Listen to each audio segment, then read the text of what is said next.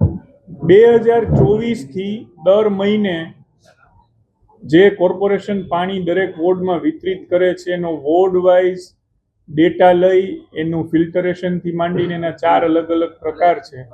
આ પ્રકારનું medical testing કરાવી અને કોર્પોરેશન પોતે જ આ ડેટા પ્રસિદ્ધ કરે છે. એટલે આમાં કશું છુપાવવાનો વિષય નથી.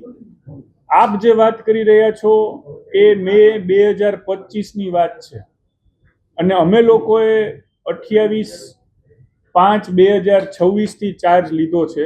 એટલે અમારા ચાર્જ લીધા પછીનો જે કાંઈ વિષય હશે એના ઉપર કોઈ કોમેન્ટ આપવી વ્યાજબી છે. ચોમાસું આવે છે ત્યારે દૂષિત પાણી વિતરણમાં, કારણ કે નદી નાળામાં જે પાણી આવતું હોય છે, કોર્પોરેશનનું પોતાનું ફિલ્ટરેશન સેન્ટર છે, તેમ છતાં પણ આવી ફરિયાદો ઉદ્ભવતી હોય છે. આ વાસ્તવિકતા છે અને અમે આજ ટેસ્ટ કરાવી અને એનું રિપોર્ટ બહાર પાડી છે અને વોર્ડ વાઇઝ પણ ડેટા આપી છે કે કયા વોર્ડમાં ફરિયાદોનો કેટલો રિપોર્ટ ને એમાંથી કેટલી સફળ કેટલી અસફળ.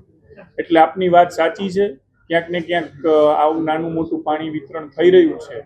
એની જવાબદારી અમે સ્વીકારી અને ખૂબ ઝડપથી ફરીથી પાછું સારું પાણી વિતરણ કરીએ નેક્સ્ટ ડેથી એ માટે પ્રયત્નશીલ છે.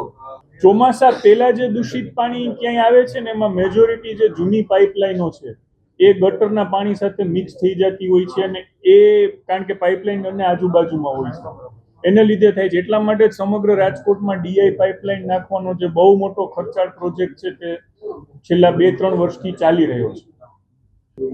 નવી પાઇપલાઇનમાં તકલીફ છે એ કદાચ 0.1% જેવી છે, પરંતુ એનું કારણ એ છે કે જે મને ટેકનિકલ માહિતી આપી કે ક્યાંક લોકોએ સીધું પોતે નોન ટેકનિકલ માણસ દ્વારા કનેક્શન લીધું, જેને લીધે ડીઆઈ પાઇપલાઇનમાં હથોડો સીધો મારે એટલે તિરાડ પડે છે અને તિરાડો પડે છે એને લીધે આ થાય છે. એટલે લોકોને પણ વિનંતી છે કે કોર્પોરેશનના માધ્યમથી કનેક્શન લો, તમારી રીતે ના લો.